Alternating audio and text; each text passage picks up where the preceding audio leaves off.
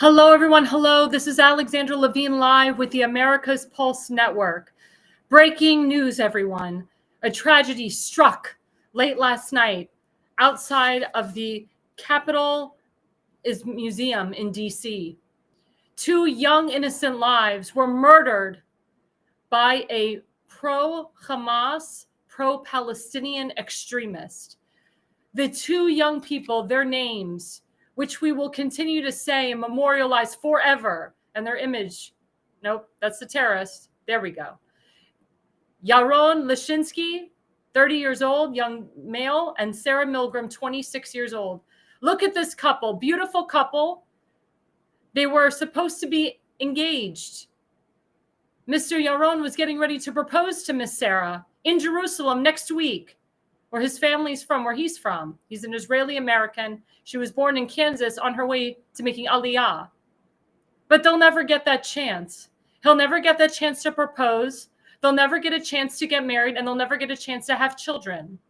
Instead of the parents preparing for a wedding, which is what both sides of the parents were expecting to do, they will be preparing for their children's funerals. The young extremist, the 30-year-old Elias Rodriguez, will pull his slide, his name. Elias Rodriguez, who worked for AOIA from Chicago, flew to Chicago for the specific event in D.C. to kill Jews. That was the mission. Mr. Elias Rodriguez was an active member of the Party for Socialism and Liberation and the People's Congress of Resistance. These are anti-Semitic groups. These are pro-Palestinian, pro-Hamas groups that this guy, Elias Rodriguez, was a part of. The event took place between 6:30 p.m. and 9 p.m. I can tell you that I know about this event because I was personally invited. I did not attend the event, as you know, because I was working and I was on the show The Pulse at the end of the evening. I probably knew some of the people that attended the event last night. Between 9:05 and 9:15 p.m., that's when Elias Rodriguez decided to take a firearm and hurt four innocent people. And of course, the couple, Yaron Lashinsky and Sarah Milgram, were the two innocent lives that were murdered. We found out that actually they were working for the Israeli embassy. They were staffers at the Israeli embassy in D.C. This is a tragedy. Prime Minister of Israel, Netanyahu, is completely devastated about this, knowing that it was two Israeli embassy staffers, but knowing that these were two young lives. These people lived in Israel. These people were getting ready to get married in Israel, and now their lives are taken. Danny Damon, who's the Israeli ambassador to the U.S., he said, quote, "a depraved act of anti-Semitic terrorism." The witnesses say the suspect yelled hashtag Free Palestine before being arrested. And there's a video of him saying, "Free, free Palestine," as he's being handcuffed. Elias Rodriguez was actually dressed as if he was a part of the evening, of the event. After he shot and murdered Sarah and Yaron, he threw the gun to the side, and he actually had the audacity to walk into the museum. Security couldn't tell if he was a witness to it or if he was a victim that was shot. He sat down, somebody gave him some water, and Elias revealed to security that he was the one that did it. They actually found out that he had a red kaffife scarf in his pocket. And again, as he was being handcuffed, he screamed, "Free, free Palestine." I can confirm that this was an act of anti-Semitism, an act of anti-Semitic terrorism. The AJC, the American Jewish Committee, the conference, cannot believe that this happened at their event. As a Jewish person, you should not have to be in fear of your life walking the streets of DC. I can tell you that working in the White House, outside, I saw masses and masses of protests, pro-Hamas protests, combating President Trump, calling Israel an apartheid state, saying that Bibi Netanyahu is committing genocide against innocent people. This is the propaganda that these pro-Hamas groups spew out. And young people like Elias Rodriguez, they get involved in it. They do heinous things. I can tell you that Free Palestine is not considered freedom of speech anymore. It has become the new Allahu Akbar, which a lot of terrorists say before they blow up a bunch of innocent people. They've been doing it in Israel for years. I said after October 7th that we all need to rise up and combat this, because we could have an October 7th right here on American soil. What if, God forbid, Elias Rodriguez took his firearm as he was going into the museum? What if he shot up all the rest of the people in that museum last night? There was hundreds of people. There was a sold-out event. And I blame the mayor of DC for this, Muriel Bowser. I blame her 100%, because she knows the rise of anti-Semitism is happening in DC. She sees these pro-Hamas protests and how they cause havoc at the end of them. How innocent Jewish and Christian lives get hurt, sometimes murdered. And how the rise of anti-Semitism has been happening in college campuses in DC, such as George Washington University, GW, which used to be very pro-Jewish, University of Maryland, American University, Johns Hopkins University. Mayor Bowser is actually allowing college graduates to have Palestinian flags and kaffife scarves at these graduations. The deans and the presidents of these schools are allowing pro-Hamas people to spew out anti-Semitic rhetoric, calling for the genocide of Jews, saying that the Jews and the IDF are committing genocide. It's this rhetoric that causes innocent people to be murdered. It's this rhetoric that scares a lot of Jewish young women.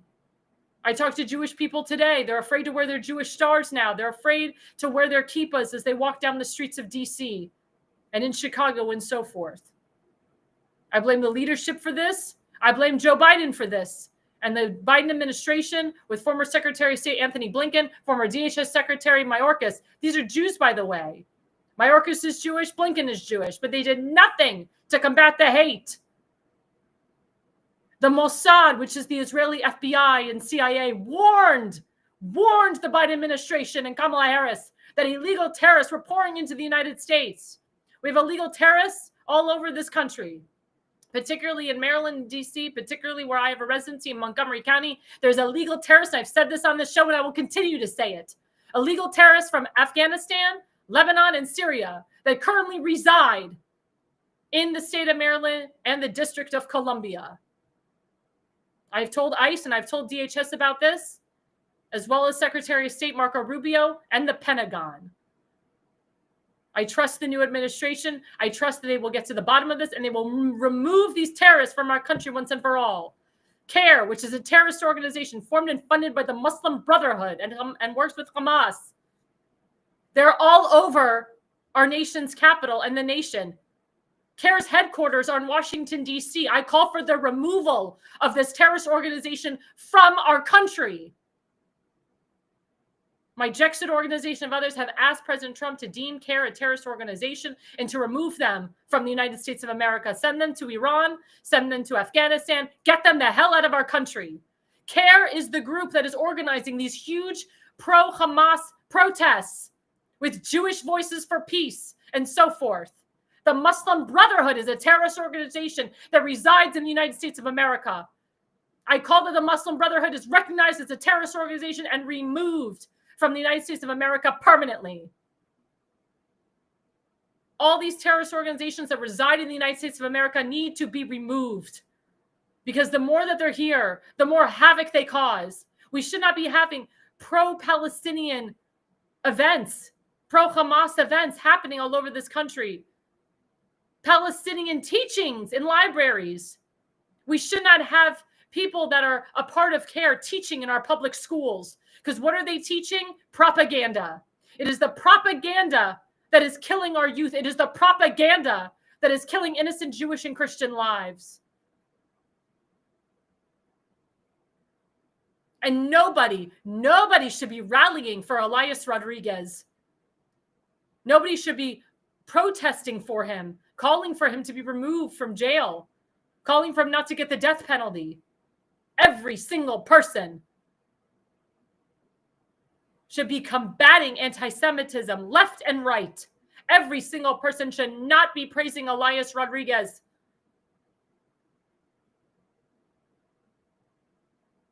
But to call for the destruction of the organization that he is involved in, to call for the removal of the Party for Socialism and Liberation, the People's Congress of Resistance. 2 young Jewish lives, 2 young people's lives were taken last night for no reason whatsoever. Elias Rodriguez had a mission again to kill every Jew that he could find. He knew that event was going on. This was premeditated murder. I have faith in my Attorney General, Pam Bondi, and the new U.S. District of Columbia Attorney, my friend Judge Janine Pirro, who loves the Jewish people, who's done so much work with the Jexit organization. I have full faith that she will get to the bottom of this. I have full faith that she will prosecute this Elias Rodriguez to the fullest extent of the law. Death penalty for this man. Death penalty to anyone that is involved in killing innocent lives.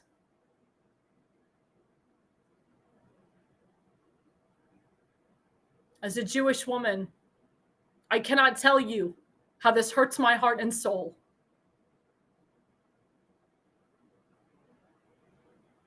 I feel for the victims' families. I feel for how every person in this country and this world is feeling today. I can tell you that the America's Pulse Network, we are working diligently to getting all the information. And I can tell you on my program and on this network, we're going to be dedicating trees and dedicating plaques to honor this young couple. I've already talked to Jewish communities, Jewish organizations.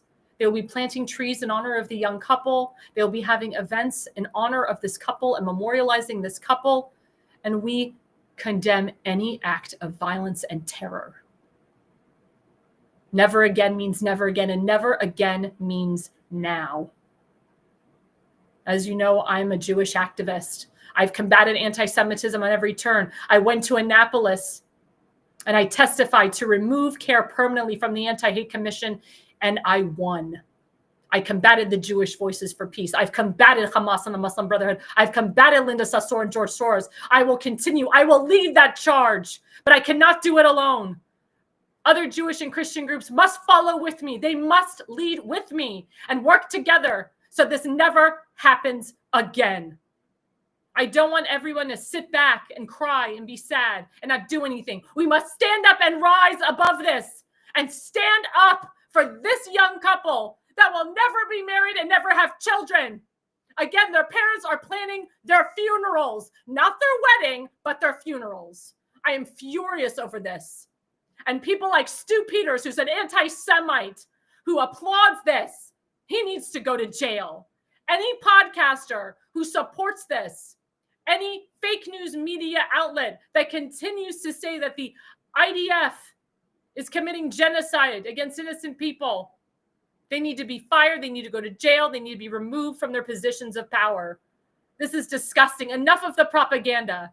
Again, we are not the fake news. We are not mainstream media. We will report the facts. That is why I'm a White House correspondent for this network under the new conservative media at the White House. Caroline Levitt and the Trump administration, they applaud our network. They love our network because I report the facts. And I will continue to report. And this network will condemn any acts of violence and hatred against innocent people, regardless of race, religion, and creed. Any other network or podcaster that doesn't do that, shame on them. And they should go to jail and be removed from being a part of the White House press corps. Again, we say the names: Yaron Leshinsky, Sarah Milgram. Yaron Leshinsky and Sarah Milgram. Their names will be repeated over and over and over again. We will continue to memorialize them. We will continue to honor them. We will continue to let the people know that their lives will not go in vain. I love them, and I've never even met them. I will continue to honor them. They did not have to die last night. They didn't deserve to die last night.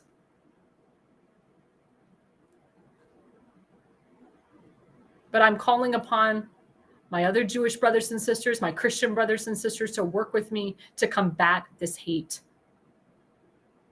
to work with me to honor this young couple. Because again, we can't have this happen. They should be getting married.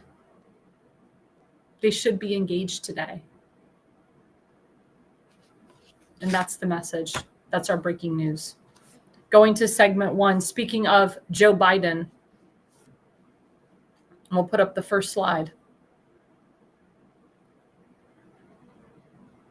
Last week, President Joe Biden was seen for a new finding of a prostate nodule after experiencing increasing urinary symptoms. On Friday, he was diagnosed with prostate cancer characterized by a Gleason score of 9 with metastasized to the bone. While this represents a more aggressive form of the disease, the cancer appears to be hormone sensitive, which allows for effective management. The president and his family are reviewing treatment options with his physicians. Now, for all of us to think that Joe Biden didn't have this cancer when he was in the White House is ridiculous. I have an uncle who has stage 4 prostate cancer. He's had it for years. It is now aggressive stage 4 because he got 5 shots of the vaccine and his cancer metastasized to his gallbladder and to his stomach.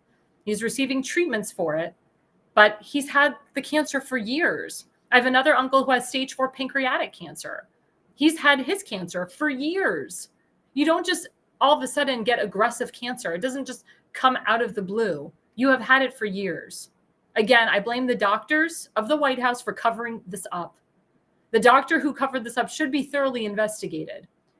Dr. Joe Biden should be investigated. Hunter Biden, his entire family, they knew about Joe Biden's cancer, yet they allowed him to continue to run for president. They allowed him to be, quote, president. He's a Manchurian candidate, by the way. He was never elected. He was selected. So was Kamala Harris. I've never and will never recognize that Joe Biden was the president of the United States. I never and will never recognize that Kamala Harris was the vice president of the United States. Never. Because they weren't. We all know this. They were put in there to hurt Donald Trump, to prevent him from being reelected. We all knew he had cognitive decline. His staff knew he had cognitive decline. His staff knew he had cancer. The people that were involved in this, the people that knew, should be heavily investigated. They should be going to jail. And the next slide, Dr. Stephen Quay. Prostate cancer is the easiest cancer to diagnose when it first starts and to watch it progress to bone metastases. The PSA blood test shows the rate of cancer cell growth. For even with the most aggressive form, it is a 5 to 7 year journey without treatment before it becomes metastasis, meaning it would be malpractice for this patient to show up and be first diagnosed with I'm going to butcher the name, metastasis. I keep saying metastasized with the disease in May 2025. It is highly likely he was carrying a diagnosis of prostate cancer throughout his White House tenure, and the American people were uninformed. That's Dr. Stephen Quay. And also Dr. Dr. Ezekiel Emanuel, who was the founder of Obamacare. He's a big liberal, big Democrat. His brother is Rahm Emanuel, was a former mayor of Chicago. He even said on MSNBC and CNN that Joe Biden probably had cancer when he was in the White House, that he's probably had it for several years. That's coming from Ezekiel Emanuel. So this tells you something. This tells you the whole cover up of Joe Biden. And we'll get into later about the auto pen. I mean, this is just ridiculous. We had a man in the White House who was cognitively not there, who had forms of dementia, who had aggressive cancer. And the White House medical staff is the best in the country. I mean, President Trump goes to Walter Reed. They do full analysis of him, full blood test. You can tell on a blood test if you have cancer.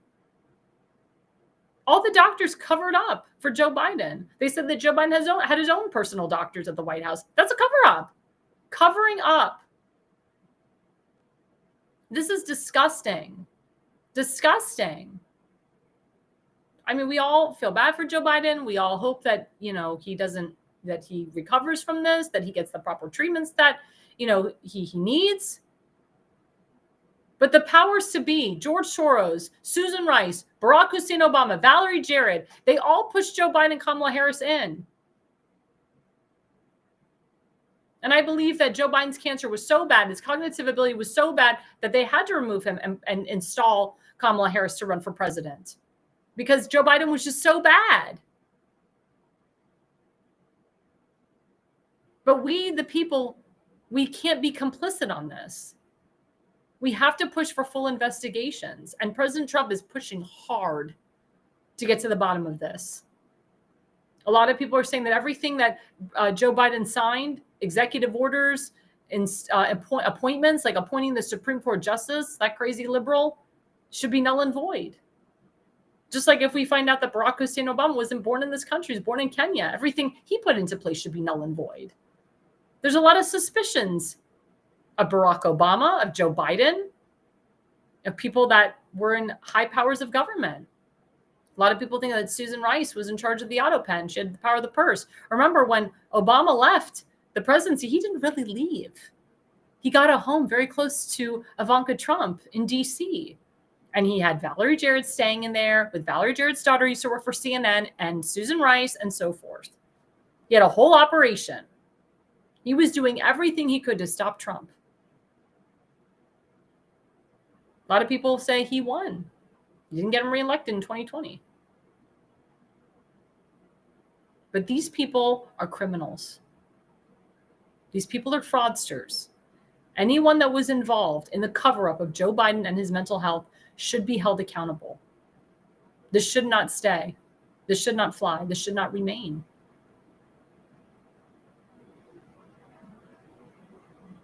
The fact that anyone would allow this shows you how sick our government was under Joe Biden, under Obama. We still have a lot of Biden and Obama holdovers in the DOJ, in the FBI, in the COA, in the DNI. I can tell you that Kash Patel and Tulsi Gabbard and Kristi Noem and Pam Bondi, they're doing everything they can to clean house and get rid of all these holdovers. That's why Doge had to come in there. That's why Elon Musk had to come in there and fire all these federal workers who were lazy and complicit, that knew crap was going on and said nothing, that were complicit in their jobs, that were lazy, didn't want to go to work, wanted to do remote work and not go live, or not go, I should say, in person. This is important stuff, guys. I've been saying this. I told you Joe Biden was a Manchurian candidate. And because of what happened last night with the tragedy of the 2 innocent lives, that was under Joe Biden's administration. Joe Biden allowed the rise of anti-Semitism happening all over this country. He allowed these pro-Hamas protests to happen all over these college campuses. He didn't care that they were breaking Title IX. He didn't care. He also cut a lot of President Trump's executive orders in regards to vandalizing statues, vandalizing monuments, putting in, or allowing, I should say, the governors or the school boards to put in CRT and gender identity curriculum instead of pushing full Holocaust in Israel education, instead of identifying what the word anti-Semitism is according to the IHRA, the International Holocaust Resolution Assignment. This is crazy.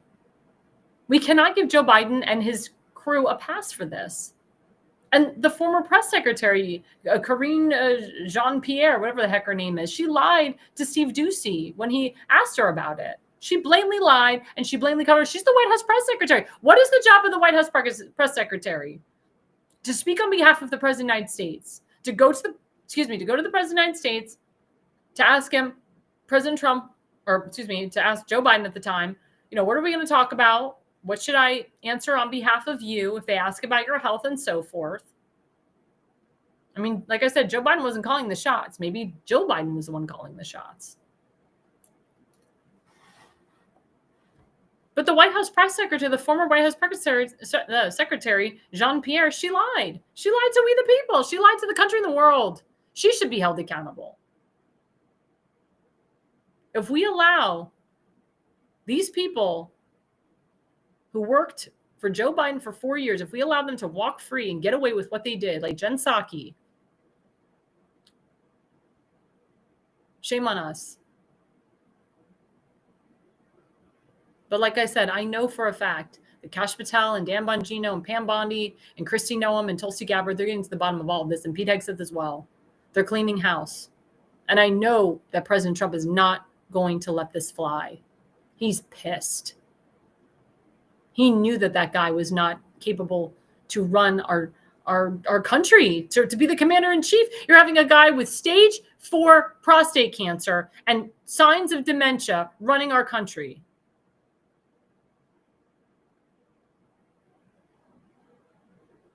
Unbelievable. That's why we had wars. That's why we had October 7th. That's why there's a war between Ukraine and Russia. That's why the pullout of Afghanistan was ridiculous, because we had weak leadership. And all of Europe and the Middle East knew that. They knew Joe Biden was weak, and they knew he wasn't the one calling the shots. They're not stupid.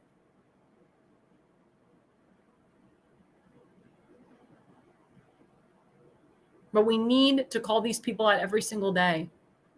We need to mention all the people that used to work under Biden and hold them accountable. Coming up after the break, we're going to be talking about the big, beautiful bill. And that's coming up right after the break. Videotapes that you're no longer able to watch? Need them transferred to DVD, Blu-ray, or your smart device? Baltimore Digital offers professional-grade VHS, mini DV, and high 8 digitizing services. We can also convert Super 8mm film too. Baltimore Digital also provides photo restoration services. Visit archive.baltimoredigital.net. Mention code Alexandra for a 10% introduction.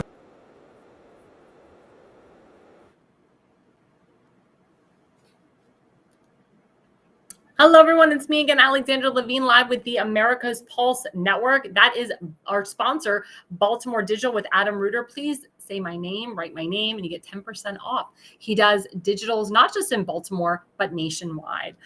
Our second segment, this is so huge. The one big, beautiful bill. This is what President Trump has been pushing for. This is what President Trump campaigned on, and he is working it for we, the people. The House Republicans today passed this bill. Now it goes to the Senate. The goal is to get this bill passed before Memorial Day weekend, put it into Trump's desk, let Trump sign it, and let it be a beautiful legislation, let it be a beautiful law that is passed. And we're going into the first slide of this segment.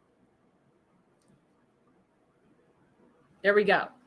A4A strongly supports, this was an organization, they strongly support the One Big Beautiful Bill Act and applaud, this has to do with FAA, by the way, and applauds the inclusion of a critical investment of $12.5 billion in modernizing the Federal Aviation Administration's air traffic facility systems and infrastructure. For years, A4A has been sounding the alarm about ATC staffing shortages and antiquated equipment such as copper wires and floppy disks. Given the challenges facing the air traffic system, these funds are a vital down payment on updating the technology that guides 27,000 flights, 2.7 million passengers, and 61,000 tons of cargo every day, all while driving 5% of our nation's GDP. The legislation also makes smart strategic investments, 10,000 plus more Border Patrol agents, ICE, personal and training for the aviation workforce of tomorrow while supporting American energy dominance and aviation fuel production. Also, the One Big Beautiful Bill puts more money into promoting and recruiting more ICE agents and Border Patrol.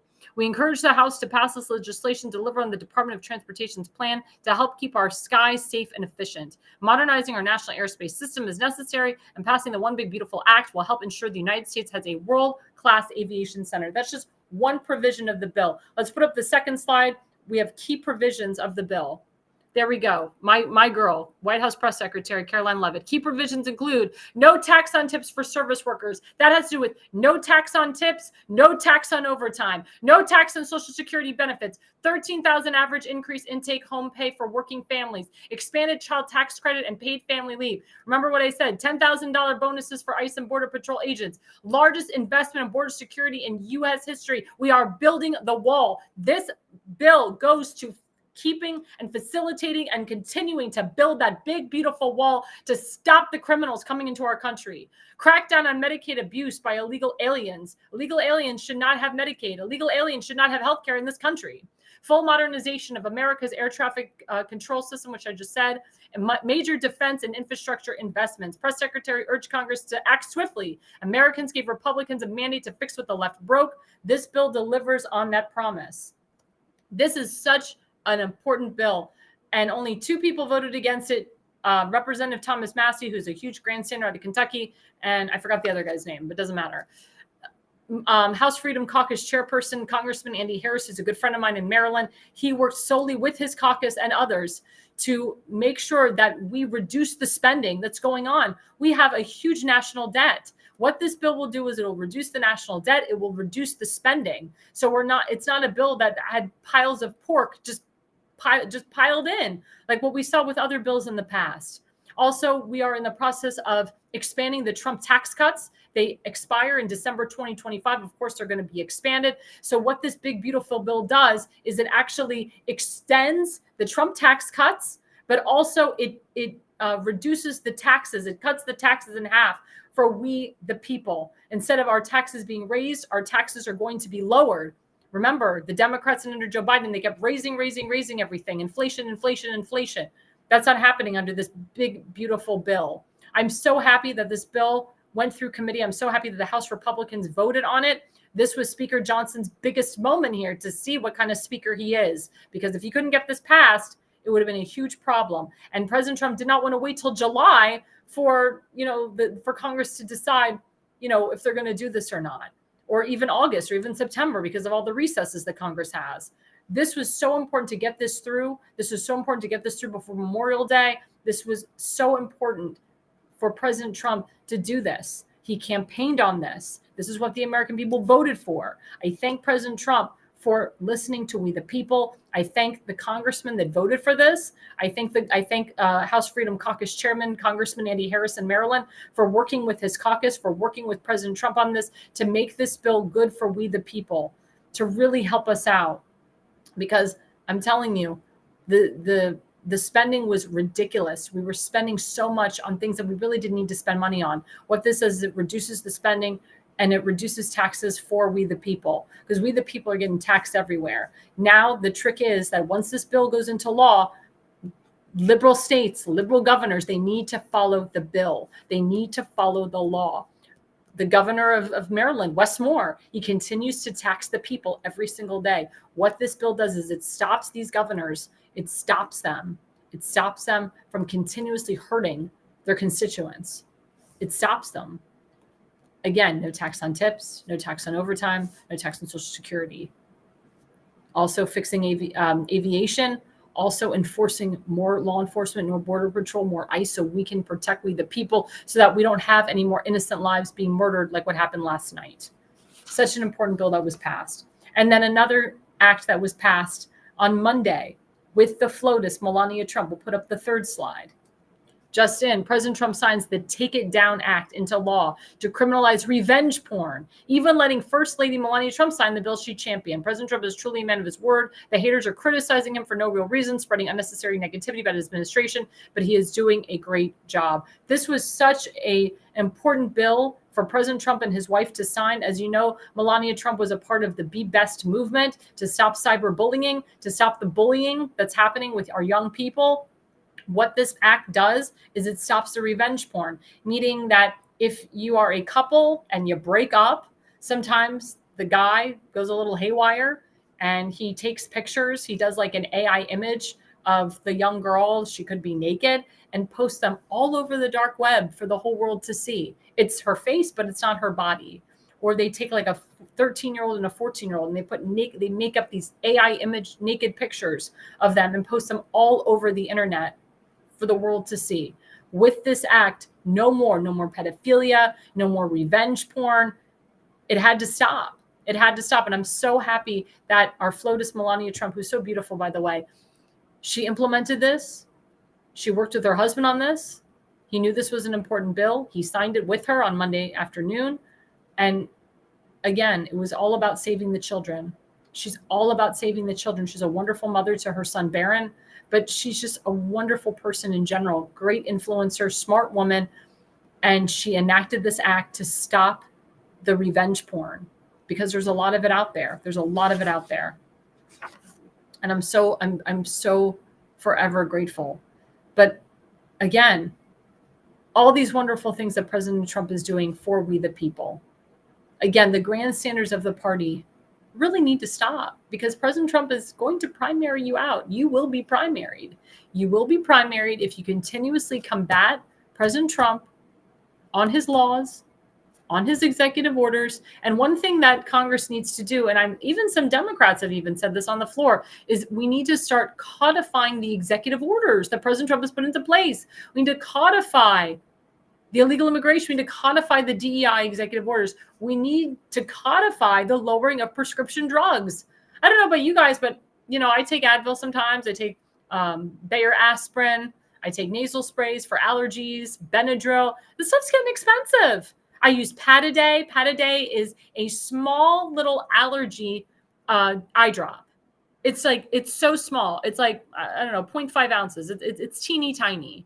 Guess how much that little thing is? It can cost between $27 to $37. Over-the-counter allergy eye drops. A nasal spray, just a nasal spray, costs about $34 to $40. A nasal spray that's not even 1 ounce. A nasal spray for allergies. Craziness. Advil, the cost of Advil has gone up from $9 to $15. Bayer aspirin, $9 to $15. Fiber, if you need fiber, Metamucil, Benefiber, a thing of Benefiber, which is maybe 5 ounces, is $27 to $35. Benefiber. Fiber gummies are $35. I don't know about you guys, but I love taking vitamins. I take a multivitamin every day. I take black seed oil. I take quercetin. I take zinc, vitamin C. I take biotin. I have to have my vitamins. It helps with my immune system. It's helping with the growth of my hair, with my nails, with my skin. It's giving, it's clearing up my skin. Sometimes I get hormonal acne. They all add up. I remember when it used to be $3, $4. Now the cost of all these vitamins, I spend hundreds of dollars on vitamins because all these over-the-counter pills or vitamins, I should say, I don't want to say pills, vitamins, they keep going up. And then the cost of your prescription drugs was constantly going up.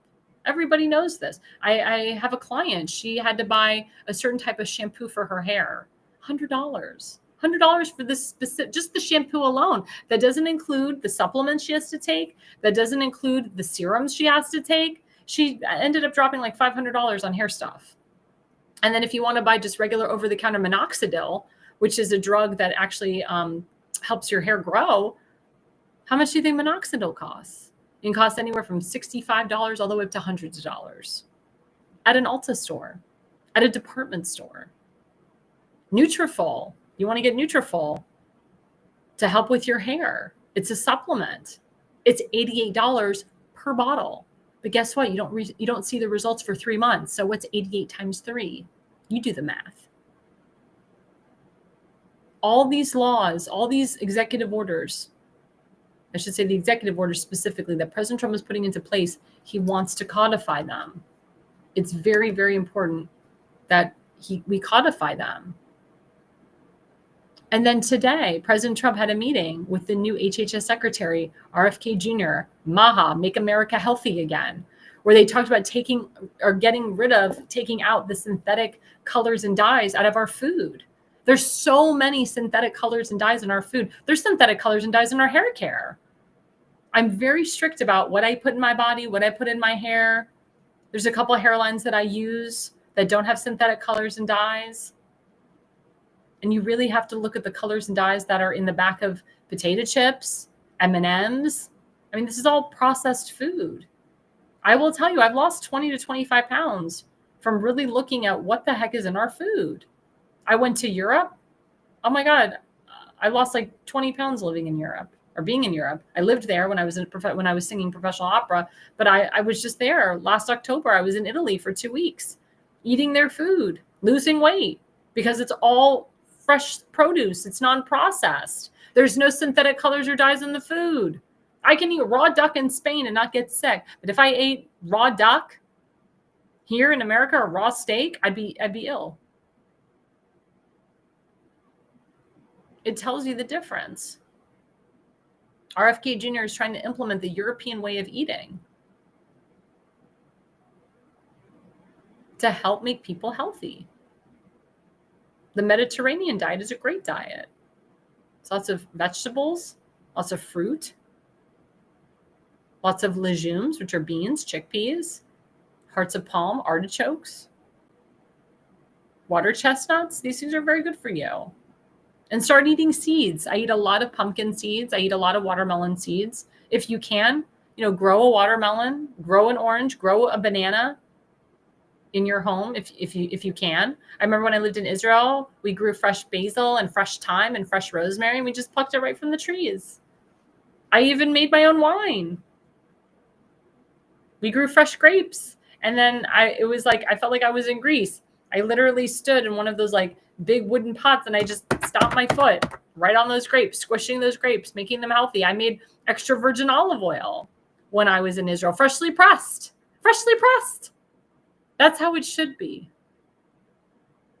If you can grow your own food, that's the best. That's why you see a lot of farmers. They're not sick. They have a very high immune system because they grow everything. They grow peanuts. I have a friend who owns a peanut farm. I have a friend who owns a cotton farm. I have a friend who owns a wheat farm. If you're a farmer, farm some food. Grow some food. Grow some tomatoes. Grow some peppers. It makes a big difference, a huge difference. We have to start looking at everything here. We have to start thinking, how are we as Americans going to be healthy? I told you I don't drink tap water. I drink alkaline and electrolyte water. There's a lot of chemicals in tap water. They used to say, New York City has the best tap water in the country. Not anymore. Not anymore. And again, eat lots of fruits and vegetables.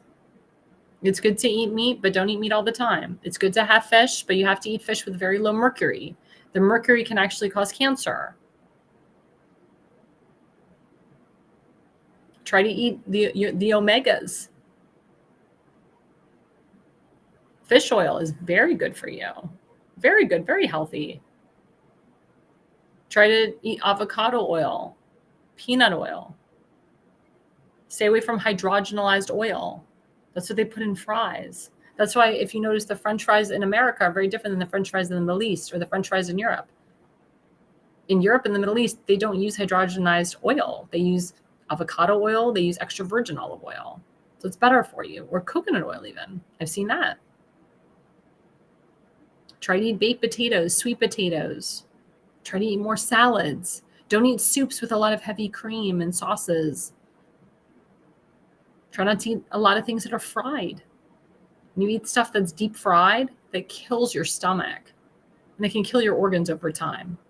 And you can get massive heartburn and massive reflux at a young age.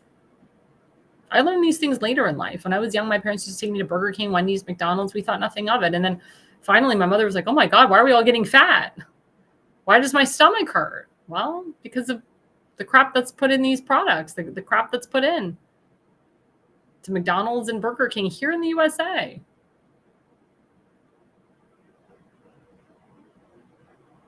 It's very important now that we pay attention to what's going on in our food.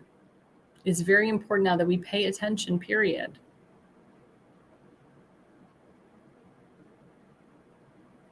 I implore each and every one of you to change something about your diet, to either add something or subtract. You'll see a difference.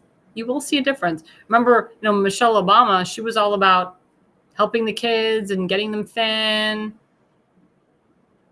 getting them Lunchables. She didn't help with the obesity problem in this country. She made it worse. And all those Lunchables were all processed. And they were very expensive too. And they were sold at Walmart and they were very expensive, I remember. She really did nothing to help the obesity crisis in this country. I look at RFK Jr. He's over 7 years old. The man's body's amazing. He works out all the time.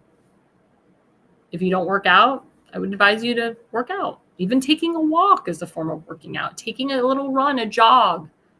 Go to your gym. You don't have to be at a gym for 5 hours. 45 minutes is just enough. And you can just get on a workout machine, get on a treadmill, get on a bike, get on a Stairmaster, do some weights.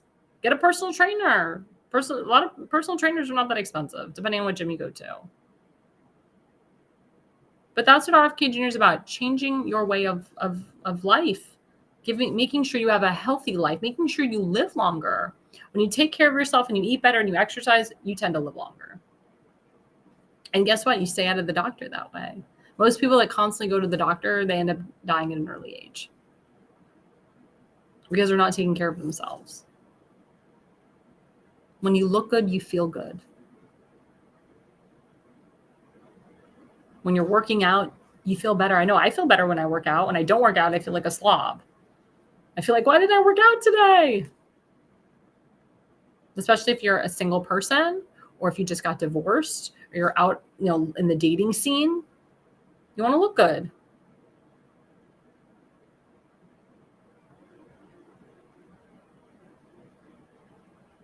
So I applaud RFK Jr. for pushing the Make America Healthy Again campaign.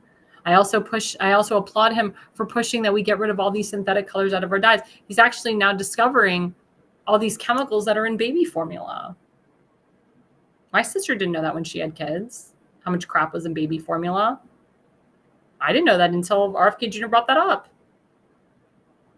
Because I wonder why my nieces and nephew, why they have allergies, why they have stomach issues. My eldest niece has major stomach issues because my sister put her children on formula. If you have a child that has severe allergies and stomach issues and you put them on formula, it's probably because the formula has a lot of crap in it. So what RFK Jr. wants to do is take away the synthetic colors and dyes away from baby formula, so it makes the child healthier. A lot of women can't breastfeed out there. A lot of women, it's hard for them to pump. So they have to use formula as a result or as a solution. Or there's women out there that just don't want to breastfeed because for their livelihoods, it's hard for them to breastfeed with their job. So they have to have their babies on formula. I know a lot of women will breastfeed in the morning or they'll pump in the morning and they'll give their child formula at night. So the child goes to sleep. So they're not up every 2 hours breastfeeding. Sometimes it's a lot for a woman. Sometimes it's really tough. I know women that have experienced severe issues with their nipples after, from constantly breastfeeding every 2 hours. So sometimes you need that formula. Sometimes you want to provide that child the formula, but you want the formula to be safe. You want the formula to be clean. You want the formula to have synthetic colors or dyes. So I agree with lawmakers that we need to codify these executive orders. We need to codify the lowering of prescription drugs. We need to make sure that our food is healthy. And I applaud President Trump and the Republicans who worked with President Trump, because for President Trump to come to Capitol Hill and say, hey, I just came back from the Middle East. I had a great time there. We made some great deals. Now we got to get this done for we the people. They're expecting this. It shows how much he cares about the people. He wanted to get this done. He had a timeline in his mind. He wouldn't have come to Capitol Hill if this wasn't important. I can't remember in history any president coming to Capitol Hill to try to get a bill passed for we the people. I don't think the Bushes did it. Obama definitely didn't do it, and Biden, forget it. Jimmy Carter, no. Gerald Ford, no. I don't even think Ronald Reagan came to the halls of Congress to make sure a bill or a law got passed that he was pushing. So it shows you how important this was to President Trump to help we the people. It shows you that President Trump cares.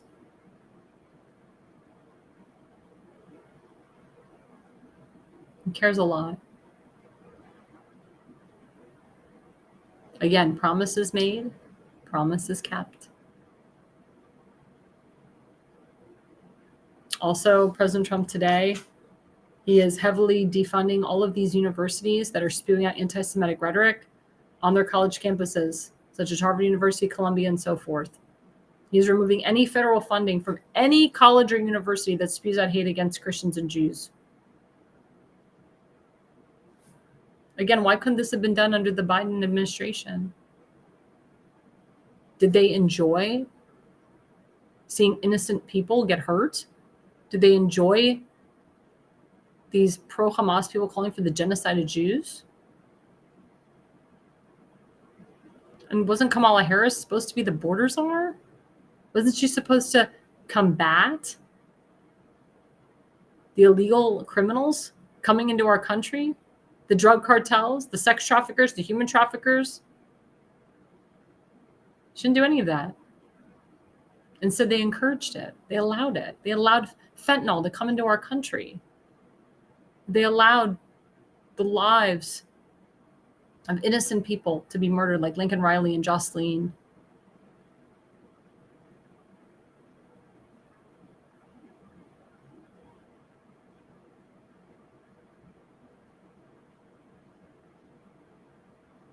You cannot say that President Trump isn't doing a great job. You cannot say that President Trump isn't keeping his promises. Again, like I said before, we're not fake news. We're not mainstream media. We will report the facts. And I can tell you the policies of President Trump are helping we the people. The laws that President Trump is passing are helping we the people. And he just got started. Remember, everybody, he was inaugurated in January 20th of this year. He's only been there for 4 months. Kash Patel, Pam Bondi, Tulsi Gabbard, they've only been in there since February, March. That's when they were fully confirmed. They're doing a great job. All of them are. President Trump, he does an analysis of everyone in his cabinet. He removed Michael Waltz as the NSA director because he wasn't getting the job done. And he removed the people that worked under Michael Waltz because they weren't getting the job done. There was a lot of controversies there. President Trump is not afraid to fire anybody, especially not this time. And you see the people that he has in place. He's got Susie Summerall-Wiles. He's got Stephen Miller, who's an all-star guy. He's got Dan Scavino Jr. in there, his loyal friend. He's got the most loyal people. And let me tell you something. White House Press Secretary Caroline Leavitt is awesome. I was just talking about her with my father today. My father was like, your press secretary is awesome. Our press secretary is awesome. But he knows I go into the White House. He's like, she's awesome. She's like, such a privilege for you to go and watch her in action. Such a privilege that she's there. My dad said she is a gem and she knows how to deal with these fake news media outlets. I thank her every day for giving me a voice. I thank her every day for giving our network a voice. And more conservative voices will be entering that White House and reporting fairly. I've called for the removal of a lot of these fake news media outlets that continuously report falsities, just like they reported falsities about this young couple that was murdered last night.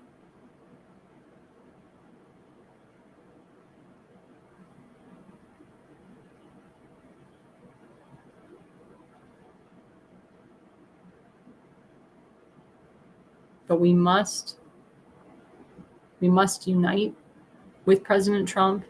We must push his policies forward. And he's a great listener. If there's something that he didn't put in, if there's something you disagree with him on, if there's something you want to talk to him about, his door is always open. He's the most transparent president we've ever had and the most accessible. He's very accessible to the press. He doesn't hide from the press like Joe Biden did and Obama did. So just remember that. Speaking of press, coming back after the break, we have another great podcaster. I happen to be on her show. She's awesome. Her name is Lucretia Hughes. She runs The Real News Monday through Friday from 5 to 7 p.m. She is awesome, and she tells it like it is, and she will be with us right after the break. Hi, I'm Alexandra Levine. I'm a professional opera singer, actress, TV, and radio personality. Since 2015, I've been a volunteer, a field director, and a campaign manager, learning the ins and outs of the political world. That's why I became a political consultant. My job is to lead you to victory with organization, structure, and the mindset of winning for your district or state. With my guidance and direction, I can keep you focused on the things that matter to the people and advise you on key issues that need to be addressed. If you're a serious candidate that is serious about winning, then book a consultation with me today. Go to levineconsulting.co. You'll be happy you did.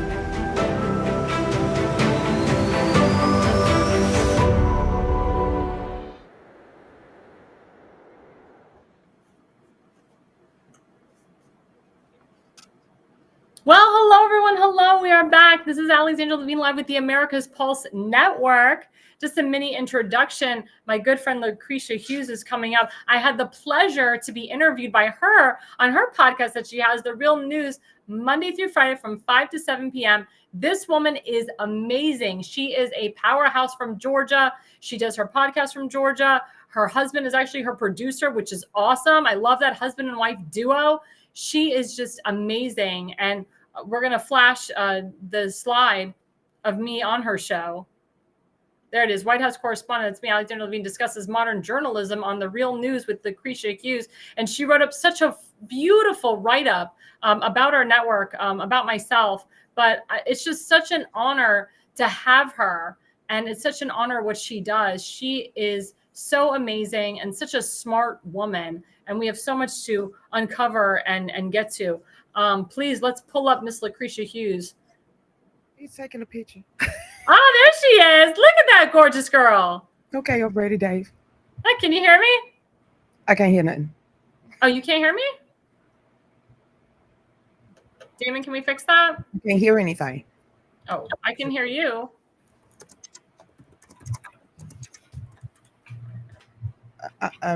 There's nothing wrong with my microphone. Can you hear me? I can't hear anything is what I'm saying. Okay. No, I can't hear you. Okay. Hold on. My producer's going to call you. Hold on. Because he's saying it's on your end. Oh, he said it's on our end. Yeah. Look at the message down there. So what are you doing? Everything normal.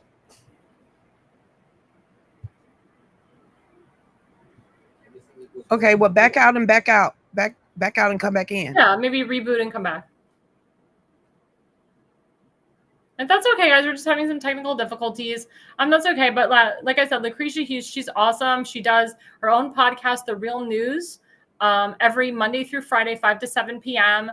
And it's just such an honor to have her. Can you hear me now, Lucretia? Can you hear me?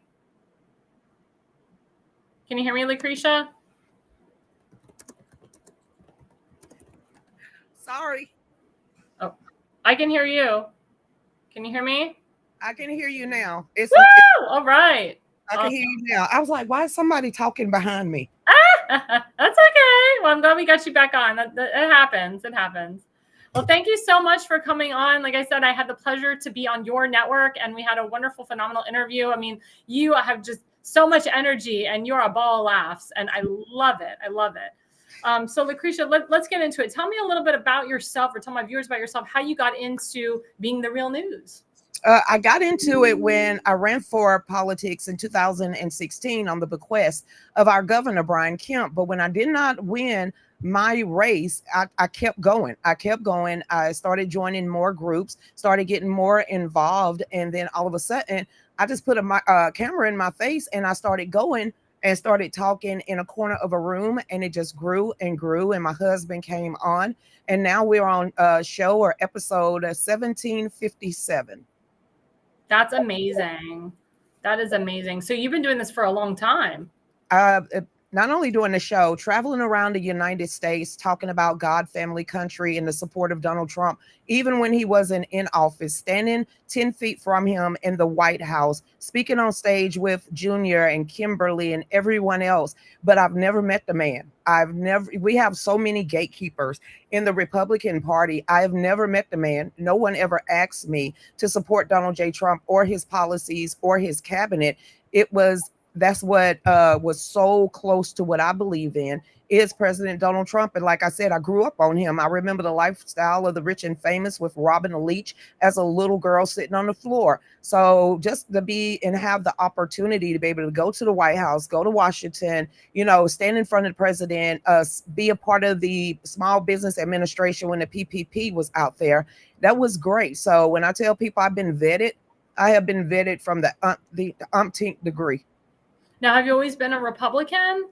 No, I have absolutely not. I did not become a Republican until Barack Hussein Obama, because when I was living in Spartanburg, I'm a You know, I had 4 kids before I was 20. I was in the hoods. I've been in the woods, and you start getting tired of the violence and the drive-bys and the drugs and everything else. So I decided to go to the Democratic Party in Spartanburg, South Carolina. And I asked them if I could join or run for office. And they looked at me and said, I don't belong with them. And that was one of the most devastating things I had heard in my lifetime, other than you'll never amount to anything, because no one would want a woman with 4 kids. Was being a part of a party because you're Black, you're supposed to vote Democrat. But when you're trying to solve the problems inside of the Black community, they don't want to. They want to hold victimhoods for the rest of their life. They don't want to go in there and clean up any projects or any community or any impoverished communities. That's going to be a lockdown ever since LBJ. You just don't have fathers or police there that's willing to stay there anymore. So what did you think of President Trump saying to the Black community, what the hell do you have to lose? Tapping into the Black community, getting a lot of Black support for the party. That sounds like a little bit of Malcolm X to me. He sat there a long time ago and said the worst things for the Black community is white libtards and the mainstream media. So when I know, because I didn't never trust the science, I never trust the expert. I trusted my gut instincts, the spirit of discernment that my Heavenly Father placed in me. I am a pure blood, and was calling out the ridiculous lies of the scamdemic the whole entire time. My voice was shut down. My monetization was shut down. My YouTube channel was shut down. But that's not going to stop me from telling the truth, even if me and my husband travel the nation for free and tout exactly what we believe in. And that's what we have been doing ever since 2016. So what do you think about, a lot of these liberal governors and a lot of these, liberal congressmen that push Section 8 housing in some of the most beautiful areas all over this country? And a lot of what is happening is that the Section 8 housing, they say it's for low income families, but we're finding out that it's actually to harvest illegals. Mm-hmm. Tell us about that. It's the truth. This has been going on of taking Blacks and poor whites and poor Hispanics and Native Americans out of their Section 8 houses. That's been going on for at least 8 years. It happened in the SWATs over there in California. So when we was out here ringing the alarm, Black people, wake up, wake up, wake up, because you ain't nothing in a trap. You're in a generational curse that you're never going to get out of. No one chose to believe us until we had the problem with an open border and him allowing Joe Biden, allowing 21 million illegals to walk across the southern border. All pretty much, most of them was aged men and their soldiers. Now, I'm glad that you brought up about the illegal immigration problem. As you know, the Mossad, which is the Israeli FBI and the CIA, they warned the Biden administration that there's a lot of terrorists that have come into our country. They're in Maryland, they're in Chicago, Illinois, they're everywhere. This moron, Elias Rodriguez from Chicago, he had the audacity to take a flight to DC last night to kill 2 innocent people at a Jewish event. I blame Joe Biden and his administration for this. No. You better blame Barack Hussein Obama. I blame him too.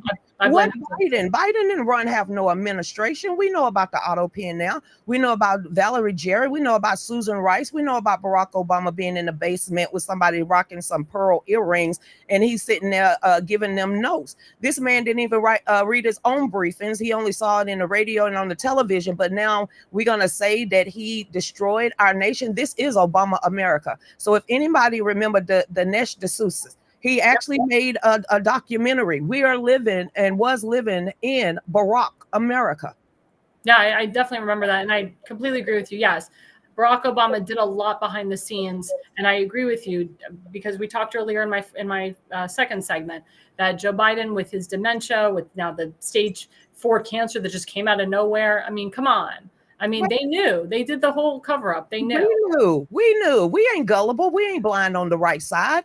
We saw there was 6 different Joe Bidens. Some of them had different earlobes. Some of them had different nose. Some had chin nuts on their chin. The other one had blue, black, and brown eyes. So if this is the case, and we know about the auto penning now, everything need to be called to the carpet, null and void. That man, during that 4 years, because I called him the resident evil, because that's exactly what he was. He destroyed us, put stuff on our books and in our legislations, not only benefited him, his family, his crackhead son, and then Barack Obama and Big Mike too.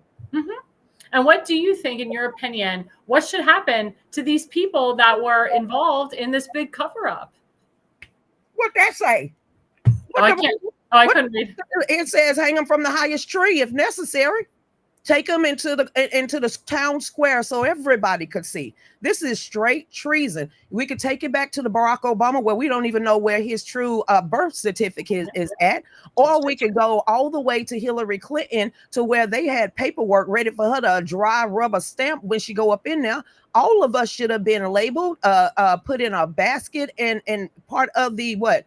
One world government, one world religion, one world government, and one world currency. All of that was being perpetrated because last year alone, they saying that Joe Biden signed over the sovereignty in a treaty with the World Economic Forum. And we know what Klaus Schwab said. He said, you're going to own nothing and like it. And then you got Uvalde, and then you got Victoria Nuland. We are screwed. And now we're finding out not only is George Soros coming in here and buying up the television and the radio, but he still got judges and DAs in his pocket. Yeah, I 100% agree with you on that. Do you believe that all the executive orders that Joe Biden, well, it wasn't really Joe Biden, but what was signed, the Supreme Court justice that Joe, quote, Joe Biden appointed, do you think that it should all be null and void? Do you think that the Supreme Court justice should be out? Do you think that everything that Joe Biden and even Barack Obama put into law should be removed? Absolutely.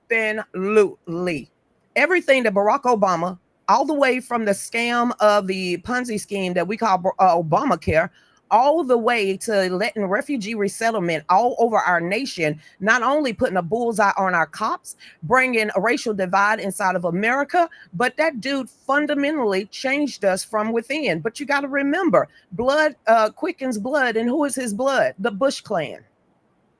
Yep, that's very true. Switching to the president of South Africa that came to visit President Trump yesterday.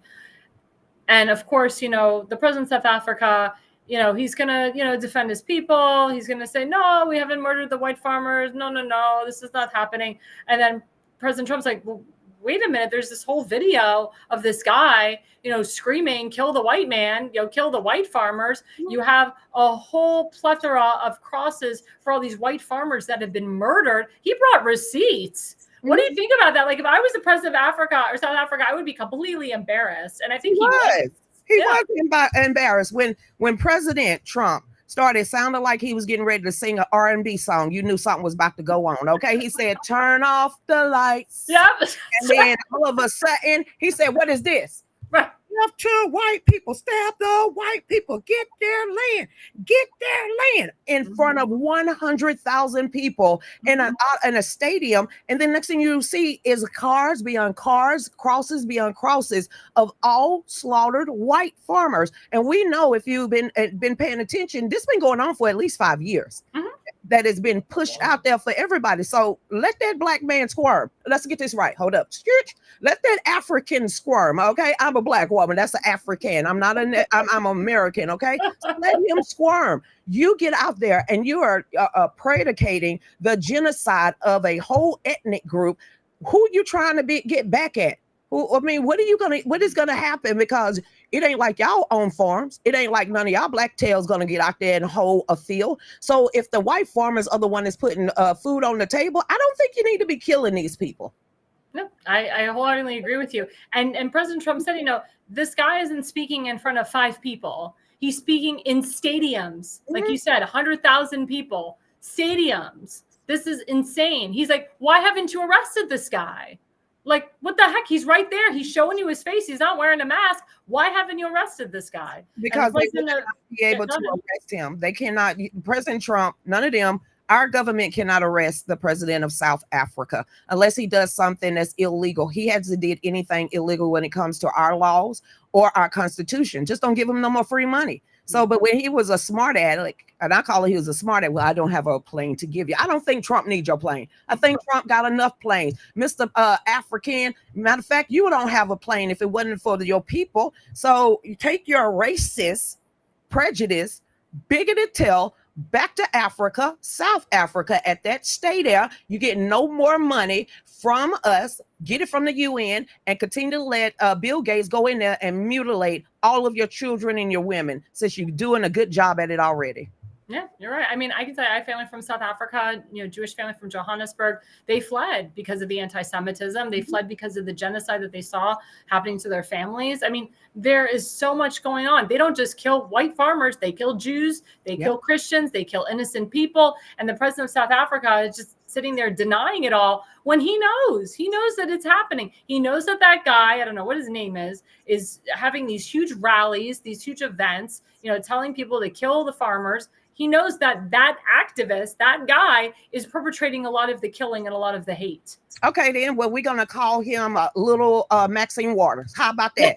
We're going to call him little Maxine Waters. Surround him, harass him, and attack him. I wish you would. You're going to F around and find out. That's right. That's right. This ain't South Africa. This is America, baby.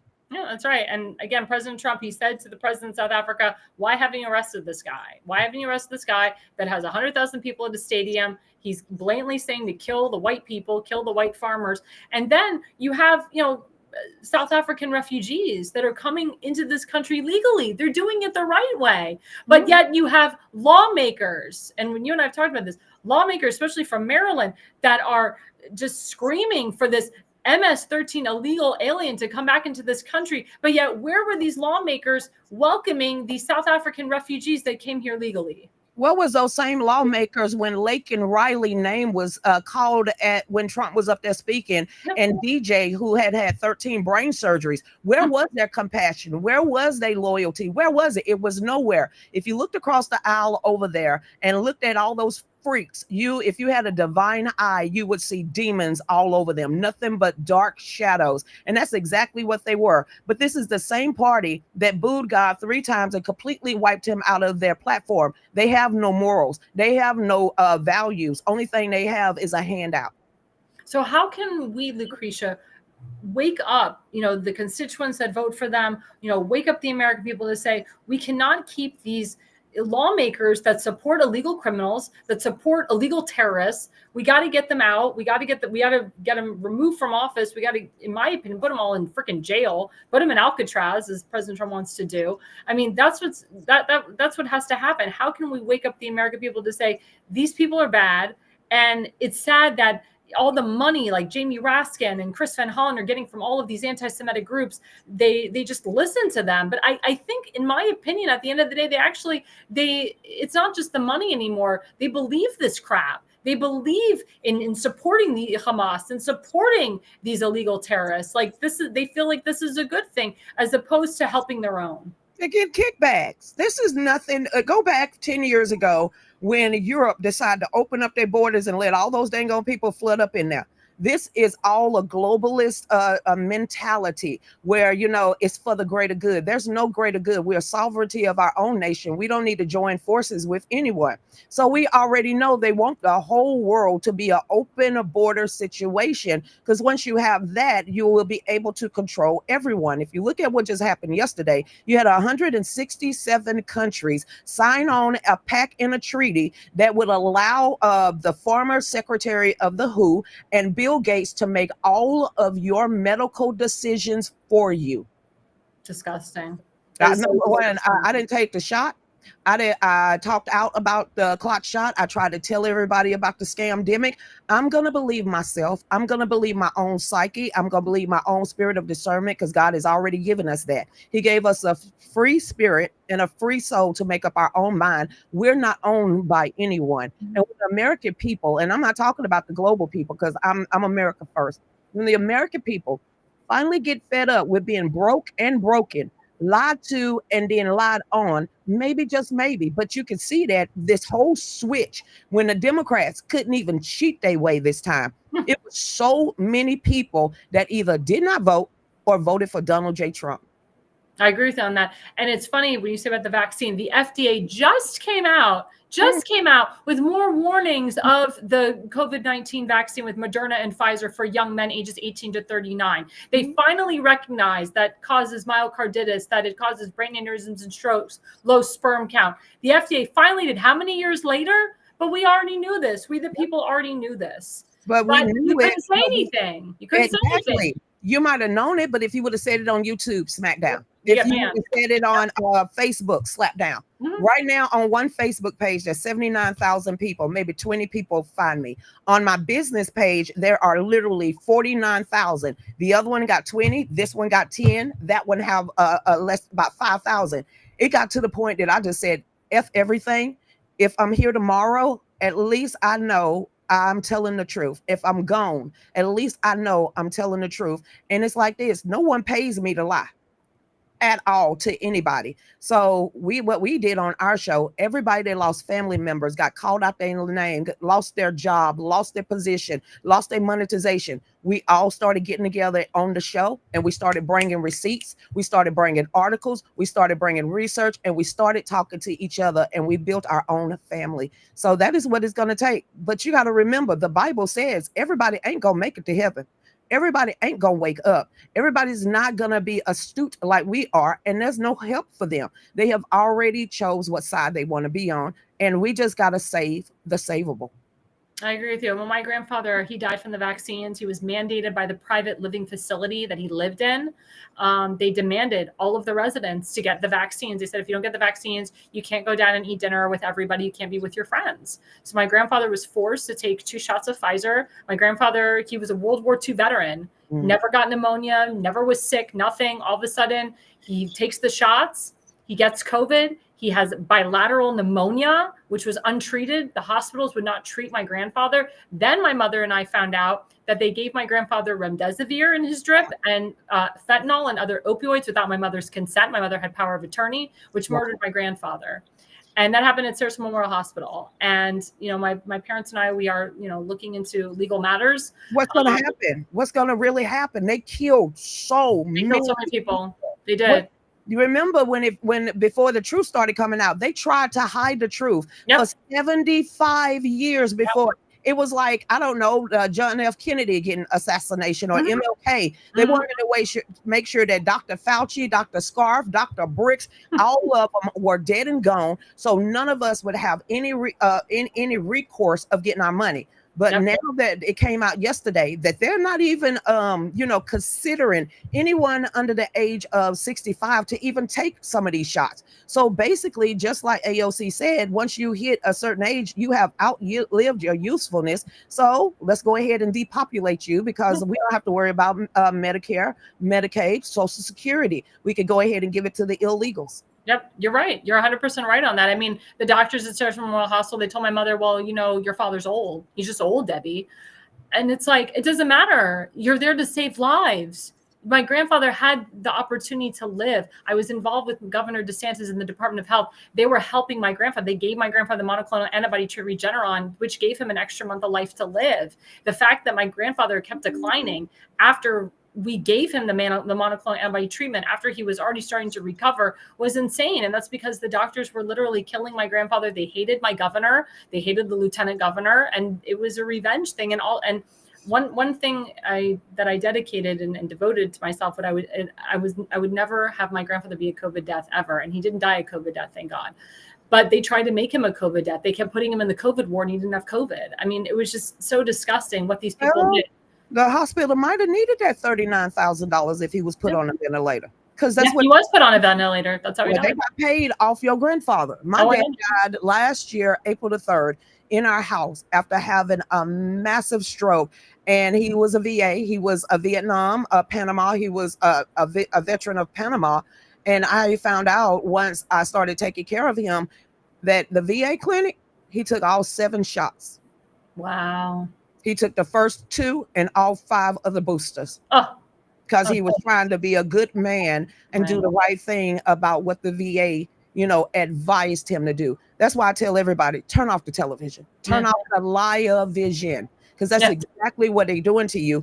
They're lying to you. Turn on us. We don't have a reason to lie to y'all to get to the truth. And we don't want to see harm to our fellow Americans. I don't. But if you're coming after us in a certain particular way, like Sarah and Yoran from last night, then it's time to smack y'all down. You would never get close to me to think you finna hawk a loogie like you did on Ed Martin. Some of these people need to get a backbone and some cojones because they making us look weak. I agree with you. Let's talk about the big, beautiful bill that was passed in the House of Representatives. The Republicans, they finally did it. They worked together as a caucus. President Trump had to come down to Capitol Hill and say, hey, like, what's going on here? Like, why are you cutting this out of it? Why aren't you adding this in? Well, I told the American people, no tax on tips, no tax on overtime, no tax on Social Security. Why are you taking it out of the damn bill? And why are you catering to these 3 grandstanders that aren't going to vote for whatever I put in place? Like, what the hell? Because you got K Street, literally maybe 2 blocks away. So if K Street is just walking their happy tails to the Cannon Building, to the Hart Building, to all of these different buildings on the Senate and the House of Representatives side, and they all getting cuts, paybacks, insider trading, and maybe, you know, your mom and them will have the surgery they need. So these people are the ones, that people on K Street, the lobbyists are the ones that writes the bill. They're the ones that tell what's going to be in that bill and what's not. Our sitting elected officials, and I'm not saying leaders because they couldn't lead us out of a paper sack. They are the ones that's getting a kickback. They are the ones that's getting the insider trading. They are the ones that's getting money. We're the ones that's out here that was being broken from their lies. Yeah, I agree with you on that. And I'm glad that President Trump, he called out, you know, a lot of people that are getting money from pharma, because or pharma and pharmaceutical companies, because he said, you know, we have to think about we the people. And I agree with you. And I've called this out, that the lobbyists and special interests are the detriments to our nation. They're the ones that control the power of the purse. They're the ones that are controlling the Republicans and the Democrats on Capitol Hill and putting a crap load of money in their hands. And they're the ones that provide a lot of these donors. And they're saying, hey, we need to make Puerto Rico a 51st state. Hey, we need to put some pork into this bill. Hey, we don't need money for the wall. We need money for more education and all this stuff. I mean, it's ridiculous. Again, they work for us. We don't work for them. I'm sorry, go ahead. That's their bread and butter. They make a measly $175,000. No one can live off that. They have mansions and cars, and you know, they got family to take care of, and so they got to make their money, and that is pretty much what they're doing. So I hate it. I can't stand it. And it is hog-tying the people that we elected for in our districts to get up there and be the voice for us. And they get smacked down if they don't go along to get along. And we know for a fact that the Republican parties tempt people just like P. Diddy did. We could take, who's the guy from North Carolina, used to be a congressman in a wheelchair? Madison Cawthorn. Madison Cawthorn. The way they did Madison Cawthorn, when they put that little line of cocaine right there on his desk and said, all right, then we got the camera here. If you want anything passed, go ahead and sniff that. This is just our insurance, just in case you decide not to do what we tell you to do. We need to have something dirty on you. So anytime that you step out of line, we can go ahead and put you back by threatening that we're going to put this out there in the public. He came out here, told us what happened, just like Kerry Lake came out here and told us what happened. No one believed him until he did not win his race again, and then they tried to destroy his life. Yeah, they did. I noticed that. And I work with a lot of elected officials. And when I say the elected officials that I work with are all America First people, I'm very, very picky in particular who I work with. And if you're a good person, if you're a good Samaritan, if you want to help your constituents, the RINO party, the Uniparty, they attack you. They don't want you in powers of higher leadership. Yeah. I'm pointing my finger. I have been gate kept for the whole dang old time. It's like, how will you get into the White House? How you get up there and you talking right alongside with Junior and no one still knows you? How in the world do I go around from rally after rally, convention after convention, giving speeches, rallying up the crowd, traveling the United States, and no one knows what I do or who I am? That's why sometimes I feel like I just want to give up, because what are we fighting for? If you got to always go fee, fi, fo, fum with somebody that's a gatekeeper, and I hate it. So now I'm just a no hold bar woman. And it's to the point that, you know what, if I make it to heaven, that's what my plan is. If I don't meet Donald Trump on this side of the rainbow, then I'm going to meet him on the other side. But I am no longer going to try to kiss a pinky ring with somebody that is a gatekeeper in either the White House or the RNC or the Georgia GOP. I'm over it. Yes, I know I'm not polished. Yes, I know I'm not prim nor proper, but the prim and proper people are the ones that keep stabbing them in the back, and there's a snake in the grass. At least he'll see me coming. And so with everybody else. Well, I can tell you, people like yourself and many others that I know will be in the history books, because you're a fighter and you tell it like it is and you tell the truth. And that's what people are afraid of. Oh my God, Lucretia is coming. Oh my God, this person's coming. They're telling the truth. They're exposing the RINOs. They're exposing the Uniparty. They're exposing this. But in the end, you win. And I always say, you know, President Trump, you know, everyone dissed him, said he was unconventional, said he's not really a polished politician. He didn't run to be a politician. He doesn't even consider himself a politician. He doesn't like to be called a politician. He's just Donald Trump.